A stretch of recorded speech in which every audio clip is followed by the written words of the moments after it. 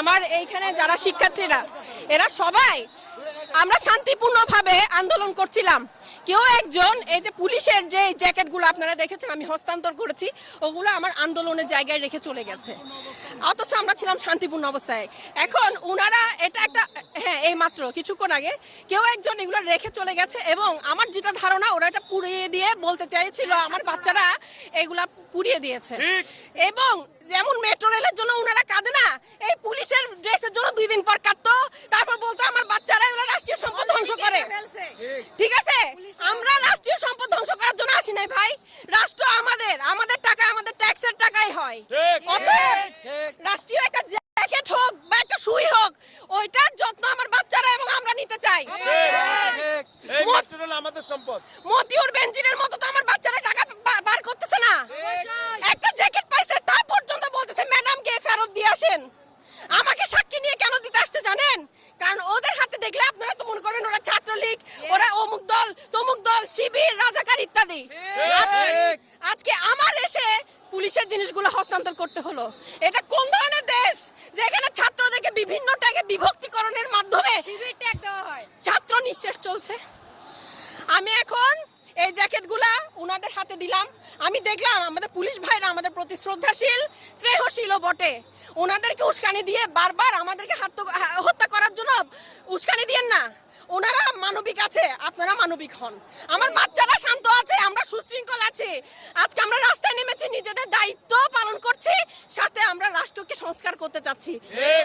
আমাদেরকে জামাত, শিবির, রাজাকার বলে আর বেশি দূর আমাদেরকে স্টিগমা দিয়েন না। আমরা এদেশের নাগরিক, আগে ওইটা বলেন, তারপর গিয়ে বাকি বিভাজন পরে হবে। আপনি তো এমন জায়গায় এনেছেন যেখানে এথনিসিটি পর্যন্ত এখন মনে হয় ধ্বংসের দিকে এসে গেছে। ন্যাশনালিটি, এথনিসিটি যা আছে তাকে আপনি শিবির বানিয়ে দিয়েছেন। এটা হয় না।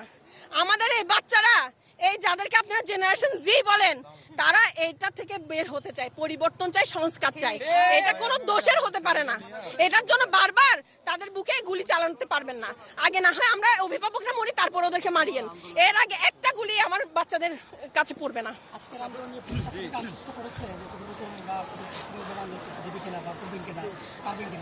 জি, পুলিশের সাথে আমার কথা হয়েছে। উনারা খুব পজিটিভলি আমাদের সাথে কথা বলছেন। আমি উনাদের মধ্যে কোনো অ্যাগ্রেসিভ অ্যাটিটিউড এখন পর্যন্ত পাইনি। কিন্তু একটা কথা বলি, ওপর থেকে পুলিশকে যখন বলা হয় তুমি কুকুরের মতো আচরণ করো, তখন তো ওরা করবে। কিন্তু আমাদেরকে আজকে তো পুলিশরা কথা বলেছেন সুন্দরভাবে। আমরা পুলিশের জ্যাকেটগুলো যখন ফিরাতে গেলাম, দেখলাম উনারাও বাবা, দেখলাম উনারাও আমার মতো অভিভাবক, উনারাও আমাদের ভাই। তাহলে এই উস্কানিগুলো কে দেয়? উস্কানি কে দেয়? মানুষকে অমানুষ বানাবার উস্কানি কে দেয়? ছাত্রলীগও ছাত্রলীগকে বানিয়েছেন কুত্তা। মানে ওদের উপর ঝাঁপাই পড়ো, ওদের উপর ঝাঁপাই পড়ো। কেন? ওরা ছাত্র না? ওরা এরকম বাচ্চা না? এরা যেমন ছাত্র, ওরাও ছাত্র, কিন্তু ওদেরকে আপনি ব্রেন ওয়াশ করছেন যে মারতে হবে, অপর দলকে নিঃশেষ করতে হবে। কেন? ওরা ভাই ভাই মিলেমিশে থাকবে, ফুটবল খেলবে, ক্রিকেট খেলবে, দেশকে পর্যটন খাতে আগায় নিয়ে যাবে, অর্থনীতিতে সমৃদ্ধি করবে। আপনাকে কে বলছে এসব ছাত্রলীগ, অমুক লীগ, তমুক লীগ বানায় বাচ্চাদেরকে ঝগড়ায় মেতে তুলতে? আমাদের বড়দের কাজ কি? ঝগড়া থামানো। আর আপনারা রাজাকার বলে ঝগড়া বাঁধিয়ে দিয়েছেন। শব্দ উচ্চারণ করতে পারলে ভালো মতো শব্দ উচ্চারণ করবেন। এভাবে যুদ্ধ বাঁধানোর শব্দ আপনারা ক্ষমতায় বসে উচ্চারণ করবেন আর বাচ্চারা মারামারি করবে, এটা আমাদের সহ্য হয় না। আমরা বাসাতে বের হয়েছে এজন্য। কোটা পাওয়ার বয়স আমার আছে, অনেকের নাই, কিন্তু আমরা কেন বের হয়েছি? এই যে এরা